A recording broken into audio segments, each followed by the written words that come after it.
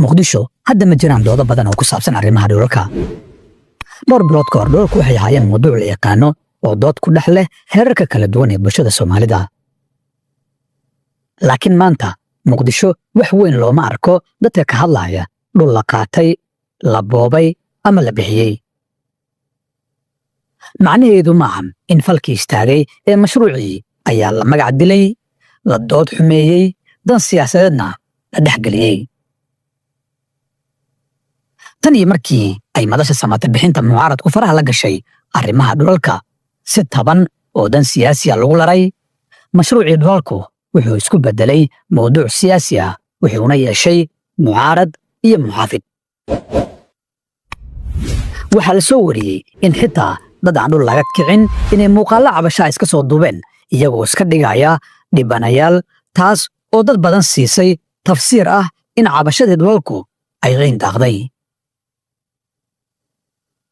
qaar ka mid ah dadkii dhulalka laga kiciyey waxay mar dhexe qabeen rajo ah in dowladdu wax unu farsamayn doonto, laakiin markii ay noqdeen hub mucaarad oo lagula dagaalamay dowladda, rajadii dib u dejinta ama gacanqabsigu waa gubatay.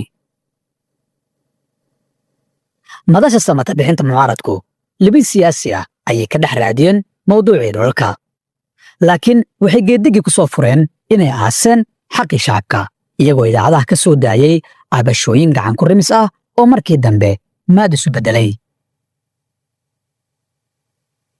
sax ma ahayn in mucaaradku dan siyaasadeed ka dhex raadiyaan duruufta shacabka. hadda waxaa la soo gaaray in qofkii dhulka hadlaya la yidhaahdo mucaaradka ayaa ka dhex hadlaya. shacabka la barakiciyey waa ku filnaayeen inay cadaadis saaraan dowladda, taasoo mar ku dhowaatay inay xalka arrintan guddi heer wasiiraha u magacaawdo. laakiin hadda dowladdu dib ayay ugu guratay mawduuca kadib markii la kala garan waayey dadka ay sida dhabtaha u saamaysa arrinta dhulalka iyo qaarka ay mucaarad ku qarash gareeyeen. bannaanbaxay mucaaradku isku dayeen oo arrinta dhulalka ku saabsanaa ayaa qabsoomi waayey kadib markay shacabkii ku qanceen inaanay mucaaradku daacad ka ahayn mawduuca oo ay taas beddelkeeda dan siyaasiya ka dhex raadinayaan duruufta shacabka. si guud inuu damay mawduucii dhulalka waxaa sababay madasha samata bixinta mucaaradka oo qayladhaantii shacabka ka dhex raadiyey uud siyaasadeed.